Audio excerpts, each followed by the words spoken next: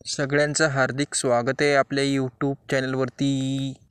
श्रावण महिन्यामध्ये जे वातावरण या ठिकाणी निर्माण होतं, त्याचबरोबर निसर्गरम्य असं वातावरण या ठिकाणी असतं। त्यामुळे गायी तसेच मनुष्यासाठी सुद्धा एक आनंददायी आणि उत्साहाचं वातावरण या ठिकाणी या महिन्यामध्ये असतं।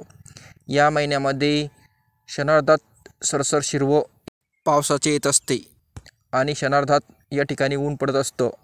त्याचबरोबर गायींना चरण्यासाठी व्यवस्थित प्रमाणात गवत झाल्यामुळे गायी या ठिकाणी आनंदाने चरत असतात।